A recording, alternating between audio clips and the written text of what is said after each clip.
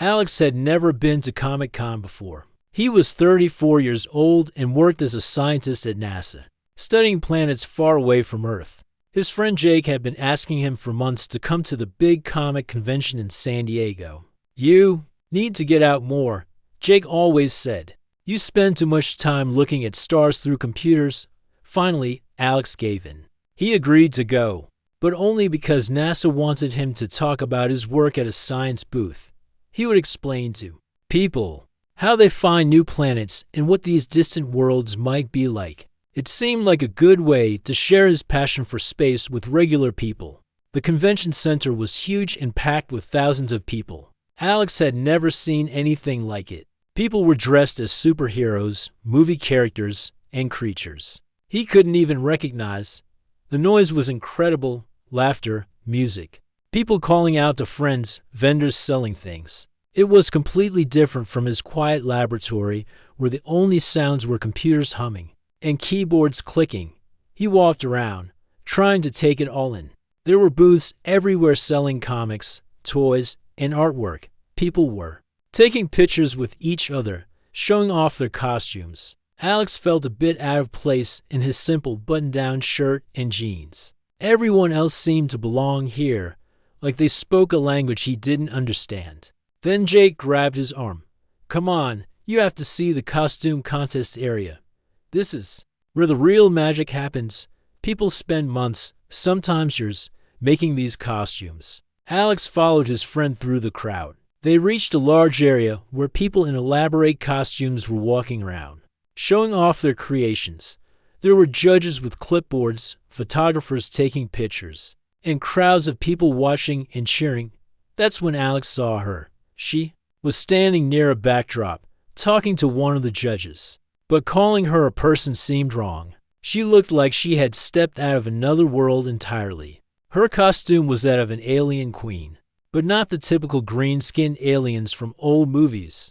This was something much more beautiful and complex. Her skin appeared to be covered in scales that shifted colors from deep blue to silver as she moved. The scales weren't just painted on, they looked real, like they were actually part of her. Intricate patterns covered her arms and face, resembling something you might see in the deepest parts of the ocean. Her costume had a flowing, otherworldly quality that made her seem to float rather than walk. But it was her face that stopped Alex completely. Even though it was covered in elaborate makeup and prosthetics, there was something incredibly beautiful about it. The artist had created features that were clearly not human, but somehow still expressed emotion and intelligence. Her eyes, though, surrounded by detailed alien makeup, were warm and kind. Tiny lights were woven throughout her costume, creating a gentle glow that made her look like she was lit from within.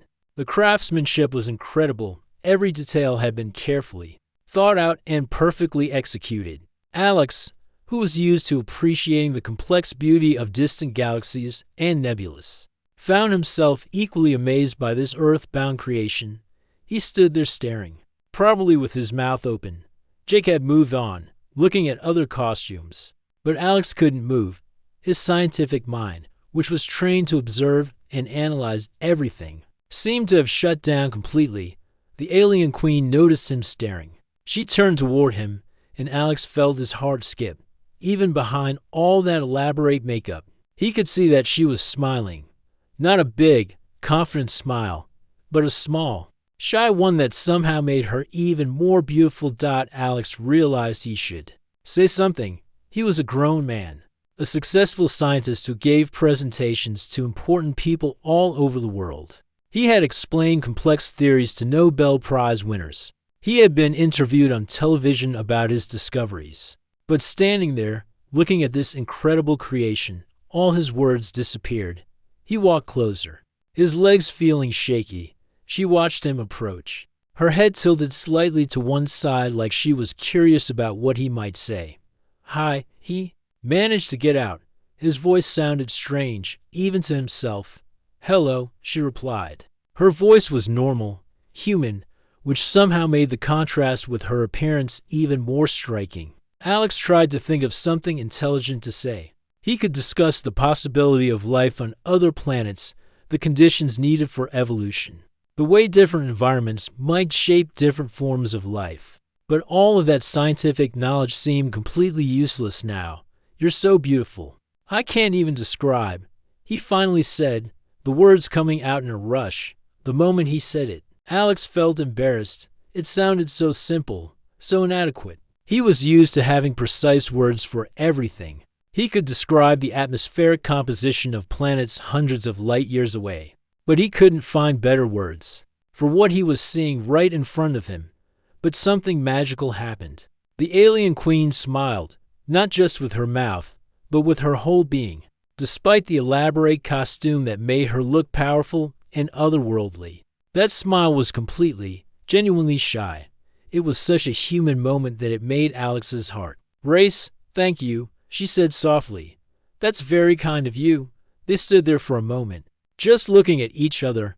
Around them, the costume contest continued, but for Alex, everything else seemed to fade away. He had spent his career studying the mysteries of the universe, but he had never felt as amazed as he did right now, talking to this incredible artist who had brought an imaginary being to life with such skill and beauty.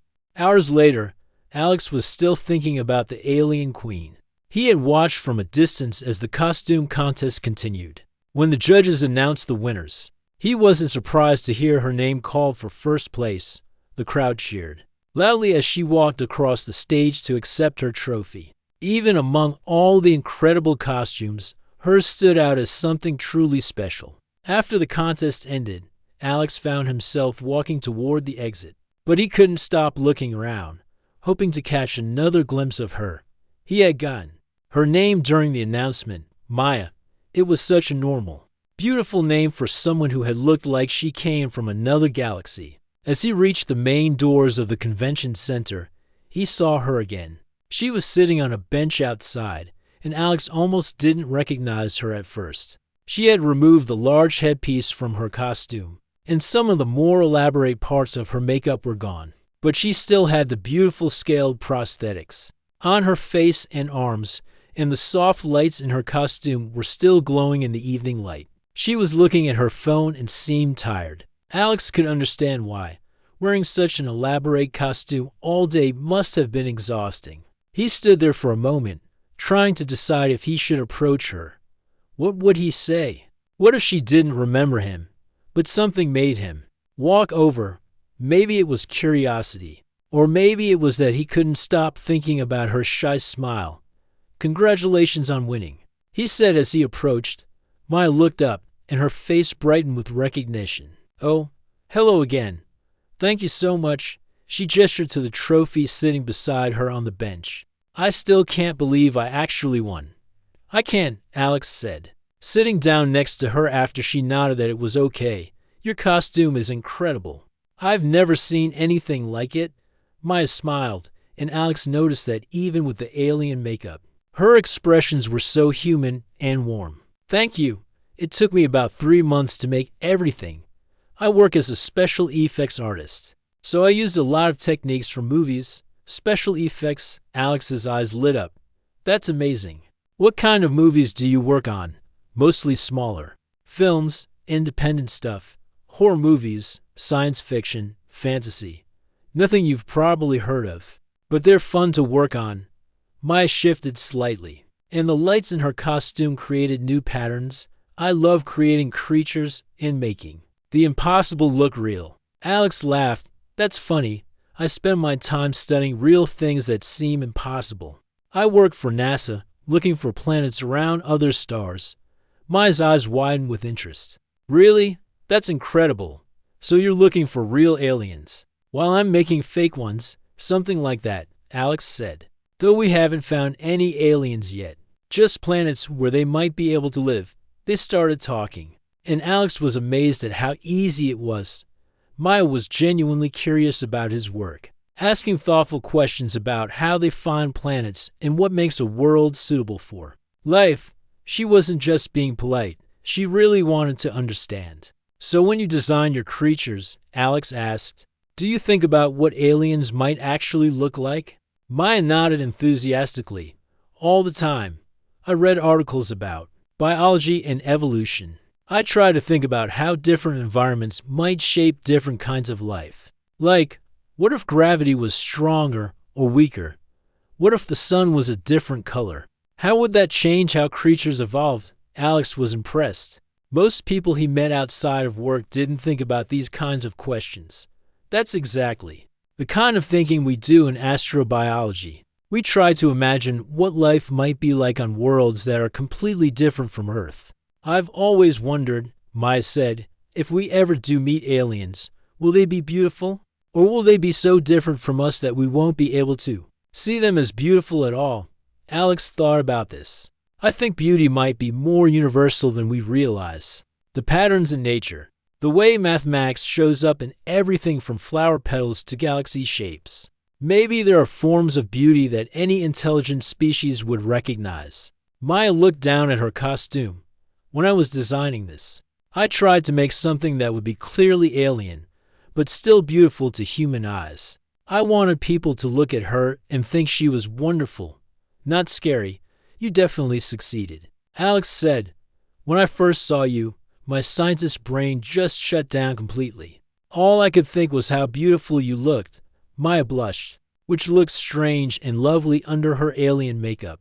I have to admit, that was one of the nicest things anyone has ever said to me, especially since I was dressed as something completely inhuman. But you weren't inhuman. Alex said, I could see you underneath all the amazing artwork, the way you moved, the way you smiled. That was all you? They sat in comfortable silence for a moment, watching people leave the convention center. Many were still in costume, creating a parade of fantastic characters heading home after their day of being someone else. I should probably get going, Maya said eventually. I have a long drive back to Los Angeles, and getting out of this costume is going to take forever. Alex felt disappointed. Would you maybe want to get coffee before you go? I know it's getting late, but there's a place right down the street that stays open late during Comic-Con. Maya hesitated, looking down at her elaborate costume. I look pretty weird for a coffee shop. Are you kidding? Alex said. During Comic-Con weekend, you'll probably be the third or fourth strangest thing they see tonight. Maya laughed, a genuine, happy sound. Okay, you convinced me, but I have to warn you. It's going to take me a few minutes to get some of this makeup off, so I can actually drink coffee. As they walked toward the coffee shop, Alex realized that this was the most interesting conversation he had in months. Maya saw the world through an artist's eyes, but she was curious about science in a way that made him excited to share what he knew. And despite being dressed as an alien queen, she was one of the most down-to-earth people he'd ever met. He had come to Comic-Con reluctantly, thinking it would be a waste of time. Instead, he had met someone who made him see beauty in a completely new way. The weeks after Comic-Con flew by like a dream. Alex found himself thinking about Maya constantly. They had exchanged numbers at the coffee shop that night, and since then, they had been texting almost every day. What started as casual messages quickly became long conversations about everything from their work to their childhood dreams. Maya lived in Los Angeles, about 2 hours away from Alex's place in Pasadena. The distance felt both too far and not far enough. Too far because he wanted to see her more often, and not far enough because the drive gave him time to get nervous before each visit. Their first real date was at Maya's studio, a converted garage, behind her small apartment. When Alex arrived on a Saturday morning, he was amazed by what he saw. The space was filled with sculptures, molds, paints, and tools he couldn't even identify. Half-finished creatures hung from the ceiling, looking like they might come to life at any moment. Welcome to my world, Maya said, gesturing around the cluttered space. She was wearing old jeans and a paint-stained shirt, her hair pulled back in a messy bun. Alex thought she looked just as beautiful as she had in her alien queen costume. Maybe even more so. This is incredible, Alex said, walking around and looking at everything. It's like a mad scientist laboratory. But for art, Maya laughed. That's actually not a bad description. I do feel a bit like a mad scientist sometimes, trying to bring imaginary creatures to life.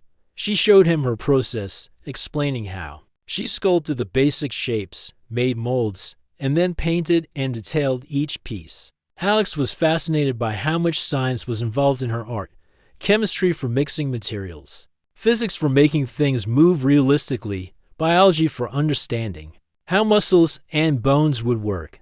"I never realized how much your work is like mine," Alex said, watching Maya paint scales on a dragon head. "We're both trying to understand how life works, just in different ways." "Exactly," Maya said, not looking up from her delicate brushwork. "You study real life on other planets, and I imagine what that life might look like." Alex had brought his laptop, and he showed Maya some of his current projects. He pulled up images from the space telescopes, showing her planets orbiting distant stars. Maya was amazed by the colors and patterns in the images: swirling clouds, glowing atmospheres, the dance of planets around their suns. "It's all so beautiful," she said, leaning close to the screen. Alex caught a hint of her perfume mixed with the smell of paints and clay. "How do you choose which planets to study?" "We look for ones that might be able to support life," Alex explained. "The right distance from their star, the right size, maybe signs of water or atmospheres that could protect living things." Maya was quiet for a moment, studying an image of a planet with brilliant blue and white swirls. "What do you think we'll find when we finally get to visit one of these places?" "I don't know," Alex admitted. "Maybe nothing, maybe everything. Maybe something so different from what we expect that we won't even recognize it as life at first." That gave Maya an idea. Over the next few weeks, she started working on a new project, creating creatures based on the planets Alex was studying. She would take his scientific data about temperature, gravity, and atmospheric conditions, and then use her imagination to design what life might look like in those environments. The first creature she showed him was based on a planet with twice Earth's gravity and an atmosphere full of methane. The creature was low and broad, with powerful legs for moving in heavy gravity, and specialized organs for processing methane instead of oxygen. "This is amazing," Alex said, turning the sculpture around in his hands. "You've thought about everything. How it would move, how it would breathe, even how its eyes might work in different light." Maya beamed with pride. "I used your data about the planet's sun. It gives off more red light than our sun, so I made the eyes bigger and more sensitive to red wavelengths." Their collaboration became a regular thing. Alex would share his research, and Maya would create visual representations of what life might look like on those distant worlds. It was exciting for both of them. Alex got to see his scientific work transformed into something tangible and beautiful, while Maya had real scientific data to inspire her creativity. But it wasn't just about work. They were falling for each other in ways that surprised them both. Alex had always been focused on his career, spending most of his free time reading research papers or analyzing data. Maya had been devoted to her art, often working late into the night on projects that consumed all her attention. Now they found themselves making time for each other in ways they had never done for anyone else. Alex would drive to Los Angeles after work just to have dinner with Maya and watch her work. Maya would come to Pasadena on weekends, bringing her sketchbook to draw while Alex explained his latest discoveries. Their friends started to notice the change in both of them. Alex's colleague Jake, who had dragged him to Comic-Con in the first place, was amazed at how much happier and more relaxed Alex seemed. "I've never seen you talk about anything but work with this much excitement," Jake told him. "What's gotten into you?" Maya's friends were equally surprised. She had always been shy about her personal life, focusing on her art and rarely dating. But now she was constantly smiling, checking her phone for messages from Alex, and talking about planets and stars like she had been studying astronomy her whole life. The relationship wasn't without challenges. They lived in different cities, had completely different schedules, and sometimes struggled to understand each other's worlds. When Alex tried to explain complex mathematical concepts, Maya would get lost in the numbers.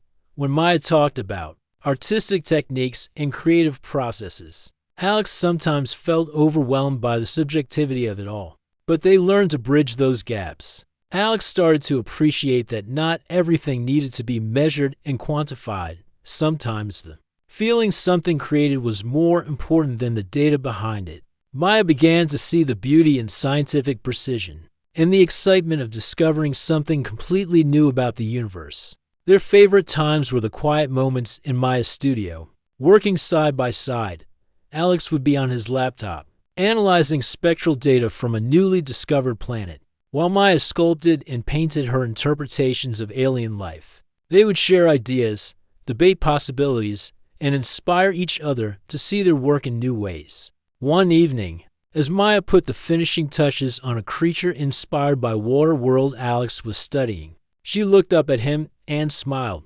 "Thank you," she said. "For what?" Alex asked. "For showing me that science and art aren't opposites. They're both about wonder, about trying to understand and create beautiful things." Alex reached over and took her paint-covered hand in his. "Thank you for showing me that beauty doesn't always need an explanation. Sometimes it's enough just to appreciate it." They sat there in the comfortable clutter of Maya's studio, surrounded by imaginary creatures and images of distant worlds, both of them amazed at how much their lives had changed since that moment at Comic-Con, when Alex had struggled to find words to describe what he was seeing. By winter, Alex and Maya had become more than just boyfriend and girlfriend. They had become creative partners. Their project of designing scientifically based alien creatures had grown into something much bigger than either of them had expected. What started as Maya making sculptures based on Alex's planetary data had turned into a full collection of artwork that was getting attention from people they had never imagined would be interested. It all started when Dr. Rodriguez, the director of the local science museum, visited NASA for a meeting. Alex had some of Maya's creatures displayed in his office, and Dr. Rodriguez was immediately fascinated.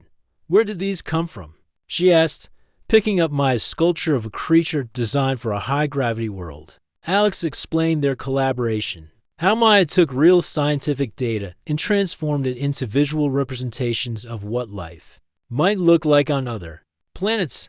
Dr. Rodriguez was quiet for a long moment, studying the intricate details of the sculpture. "This is exactly what we need," she finally said. "We're planning a new exhibit about the search for life in the universe. Most people can't relate to just looking at data and graphs. But this makes it real. This helps people imagine what we might actually find out there." Within a month, Alex and Maya found themselves working on their biggest project yet, designing an entire exhibit for the Science Museum. Maya would create a dozen new creatures, each based on different types of planets that Alex and his colleagues were studying. Alex would write the scientific explanations for each world, describing the conditions that would shape how life might evolve there. Working together on such a large project brought them closer, but also created new challenges they had to learn to compromise when their visions didn't match. Alex wanted everything to be scientifically accurate, even if that meant the creatures looked strange or unappealing. Maya wanted to make sure the art was beautiful and engaging, even if that meant taking some creative liberties with the science. People need to be able to connect with these creatures emotionally, Maya argued one evening as they worked late in her studio. If they're too alien, too weird, people will just walk past them without really looking. Alex understood her point, but his scientific training made him worry about accuracy. If we make them too familiar, too Earth-like, we're not really showing people how different life in the universe might be. They found a balance through long conversations and many revisions. Maya learned to push her creativity toward truly alien features while still maintaining an underlying beauty. Alex learned that perfect scientific accuracy wasn't always the most important thing. Sometimes inspiring wonder and curiosity was more valuable than technical precision. Their relationship grew stronger through these challenges. They discovered that they both shared a deep desire to help people see the universe as a place full of possibilities and beauty. Alex had always loved his research, but working with Maya helped him remember why he had become interested in space. In the first place, the pure wonder of imagining what else might be out there. Maya found that having real science behind her art made her work more meaningful. "I used to just make creatures that looked cool," she told Alex one night as they took a break from working. But now every detail has a reason. Every feature is there because of the environment it evolved in. It makes the art feel more real, more important. Their exhibit opened in the spring, and the response was incredible. Families would spend hours looking at each creature, reading about the planets they came from, and talking about what life might really be like in space. Children would press their faces against the display cases, pointing excitedly at the strange and wonderful beings Maya had created. But the success brought unexpected attention. A documentary filmmaker heard about their work and wanted to interview them. For a film about how science and art inspire each other, television reporters came to the museum. Science magazines wrote articles about their collaboration. Suddenly, Alex and Maya found themselves traveling more than ever. Alex was invited to conferences where he would present their work alongside his regular research. Maya was asked to speak at art schools and film studios about combining creativity with scientific accuracy. The travel was exciting but exhausting. They would go weeks sometimes seeing each other only through video calls, sharing their days through text messages sent from airports and hotel rooms. Alex would call Maya from conferences in other countries, staying up late to catch her after she finished work in her studio. Maya would send Alex pictures of new creatures she was working on, getting his scientific input through messages sent between film shoots. The distance was hard, but it also made them appreciate each other more when they were finally together. Again, usually for just a weekend before one of them had to leave for another trip. Every moment felt precious. "I miss working together," Maya told Alex during one of their brief reunions. "I love that people are interested in what we're doing, but I miss the quiet times in my studio. Just the two of us figuring things out." Alex felt the same way. The recognition was wonderful, but what he valued most was the creative partnership they had built.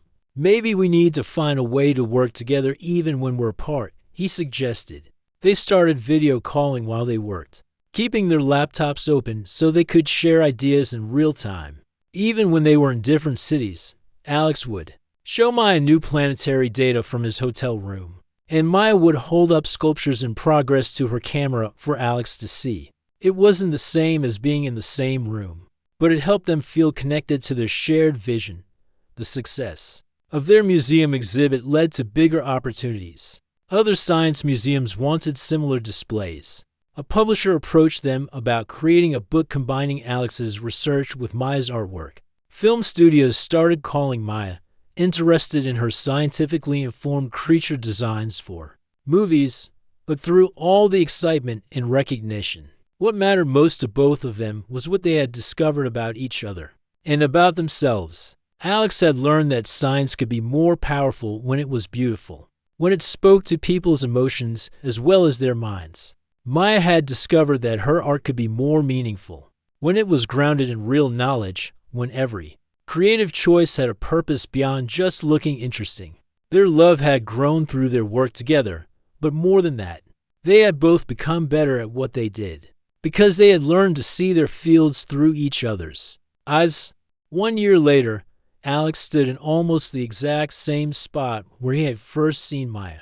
Comic-Con had returned to San Diego, and this time, both he and Maya were there as special guests. The convention had invited them to present their astrobiology exhibit and talk about how science and art could work together to explore the mysteries of the universe. Everything felt familiar yet completely different. The same crowds of costumed people filled the convention center. The same excitement buzzed through the air, and the same mixture of creativity and passion surrounded them. But Alex was no longer the nervous scientist who felt out of place. He belonged here now, in this world where imagination and knowledge came together to create something magical. Maya was preparing for their presentation in a small room behind the main stage. When Alex walked in, his breath caught in his throat just like it had a year ago. She was wearing a new costume, another alien queen. But this one was different from her first creation. This design was based on their research together, a creature that might evolve on Kepler-4b, one of the planets Alex had been studying. The new costume was even more beautiful than her first. The colors shifted from deep purple to gold, representing the unusual light from Kepler-4b's sun. The patterns on her skin told a story about evolution in a world with longer days and stronger gravity. Every detail had meaning. Combining Maya's artistic vision with Alex's scientific knowledge. "You've made the impossible possible," Alex said, walking toward her. The words came easily this time, without the stammering nervousness of their first meeting. "You've shown me that science and art aren't different languages. They're the same." Conversation about wonder. Maya smiled, the same shy smile that had captured his heart 12 months earlier. But now there was confidence mixed with the shyness, the assurance of someone who had found her place in the world, and the person she wanted to share it with. Their presentation went perfectly. The audience was fascinated by their story. How? A chance meeting at a costume contest had led to a collaboration that was changing how people thought about life in the universe. Children asked questions about what aliens might really look like. Adults wanted to know how they balanced scientific accuracy with artistic creativity. After the presentation, they walked through the convention together.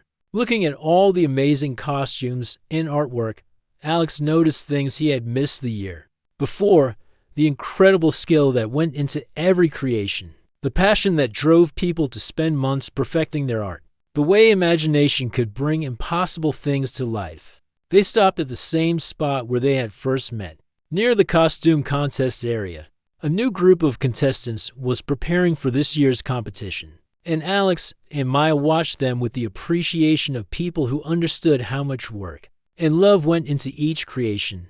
"It's hard to believe it's only been a year," Maya said, adjusting one of the glowing elements of her costume. "It feels like everything has changed." Alex nodded, thinking about all the ways his life was different now. His work was more meaningful because he could see how it inspired others. His days were brighter because he shared them with someone who understood both his passion for discovery and his need for beauty. His future felt full of possibilities he had never imagined before. "Maya," he said, his voice suddenly nervous in a way it hadn't been all day. She turned to look at him, and Alex saw something change in her expression. Maybe it was the way he said her name, or maybe it was something in his eyes. But she seemed to realize that this wasn't just a casual conversation. Alex reached into his pocket and pulled out a small box. Round them, the noise of the convention continued, but for both of them, everything else seemed to fade away just like it had during their first meeting. "I've been thinking about what you said once," Alex began, his scientist's mind organizing his thoughts even in this emotional moment, "about whether beauty might be universal, whether any intelligent species would be able to recognize it." Maya's eyes were wide, one hand pressed to her heart. "I think you were right," Alex continued. "I think beauty is something that connects all living things, whether they're from Earth or from planets we haven't even discovered yet. And I think what we have together is that kind of universal beauty." He opened the box, revealing a ring that Maya immediately recognized as something special. It wasn't a traditional diamond. Instead, Alex had worked with a jeweler to create something unique, a stone that looked like a tiny planet, with swirling patterns that resembled the atmospheric data from one of the worlds they had studied together. "Maya, will you marry me?" Alex asked. "Will you keep exploring the universe with me, both the real one and all the imaginary ones we can create together?" Maya's answer was immediate and joyful. "Yes," she said, laughing and crying at the same time. "Yes, of course, yes," as Alex slipped the ring onto her finger. People around them began to notice what was happening. A small crowd gathered, and when they realized they were witnessing a proposal, they began to cheer and applaud. Someone took pictures, others called out congratulations. But Alex and Maya barely noticed the attention. They were lost in their own moment, thinking about everything that had brought them to this point and everything that lay ahead. Later that evening, as they sat together in their hotel room, still wearing their costumes but feeling more like themselves than they ever had, they talked about their plans. They would keep working together, keep finding new ways to combine science and art. They would travel to more museums, create more exhibits, inspire more people to look up at the stars and wonder what might be out there.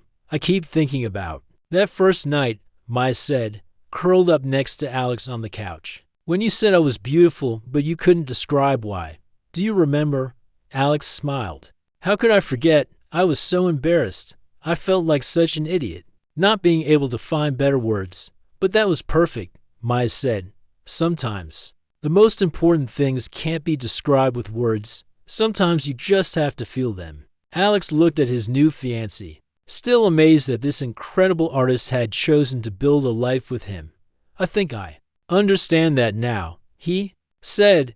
Science taught me to explain everything, but you taught me that some things are meant to be experienced, not explained. As they sat together, planning their future and remembering their past, both Alex and Maya realized that their story was really about more than just falling in love. It was about finding someone who helped you see the world in new ways, someone who made you better at what you loved doing, someone who shared your sense of wonder about all the beautiful mysteries the universe had to offer.